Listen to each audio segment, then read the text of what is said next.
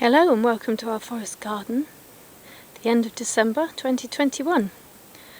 Beautiful blue skies and it's very warm.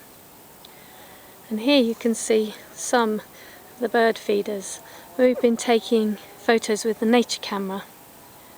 So I'm using a different camera from normal today and holding it on a stick in the hopes that it'll be a little steadier. Now we've started to do some pruning of some of the trees. It's mostly the trees and bushes all along this side, and if you want to see what we do with all the sticks, then they're all piled up here waiting for a special project. You will have to come back and watch next month's episode. So, let me walk you up this side. A little bit easier to walk up this side. I've done a bit of chopping back.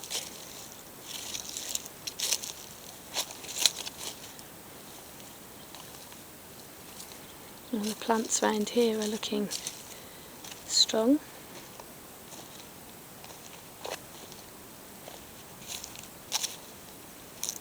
I'm walking you up to the pond because there's something up here that I want to show you.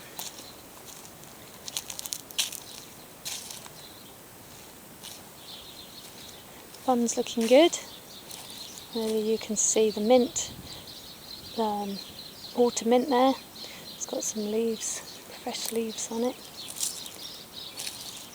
What I wanted to show you was right up here in this corner. And here we have chamomile with flowers on it.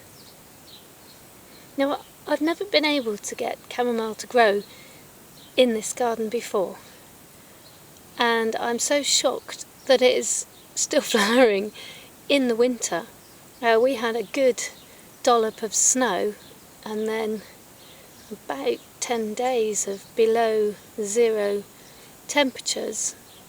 One night was down like -10, -12, and so the snow turned to ice, and yet this plant seems to be thriving.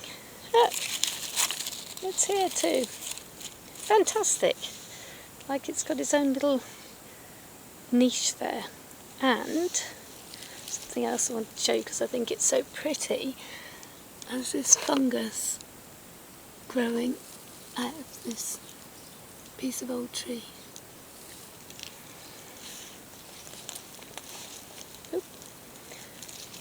Right, nearly fell in the pond then.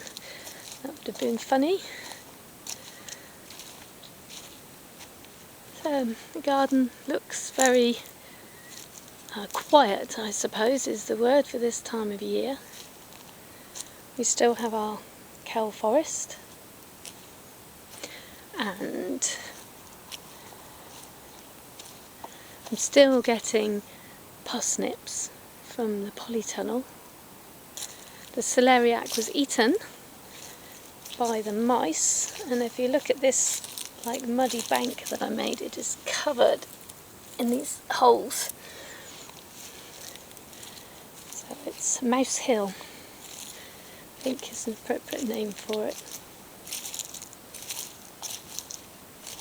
I don't know whether you can hear the wings of the birds as they're flying by me here. We have a little winter jasmine coming out here, which is nice because I swear I heard a bee earlier on when we were pottering about in the garden. Oops, getting a bit of sunlight there. We've trimmed all the plants in this, what we call the bee hedge, to try and get it to bush out a little bit more.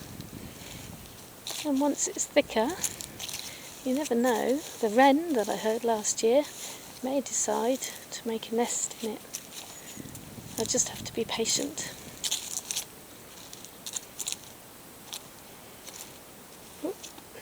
I'll blind you by the sun, but it's so nice to see the sun.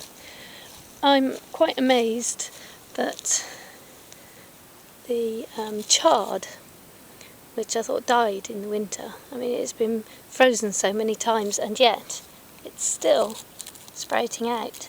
So we probably don't have to plant any new ones this year. These should just regrow. There probably will be a lot more freezing and thawing to go on yet though, before the end of the winter. And this lovely creeping, low-level creeping grain-covered juniper, it's got those beautiful blueberries. Very nice. So that's it really for this month. It's been an interesting year. I can leave it at that. Oh, the other thing I was going to show you before I say goodbye is the huge fennel that was here. Obviously has fallen down over the winter, but because it's so cosy here with all the leaves and the mulch, it's sprouting again, and oh, it smells so nice. I am hoping to move it, but I think it might be more than one plant there, which would be really good. Move it somewhere else in the garden.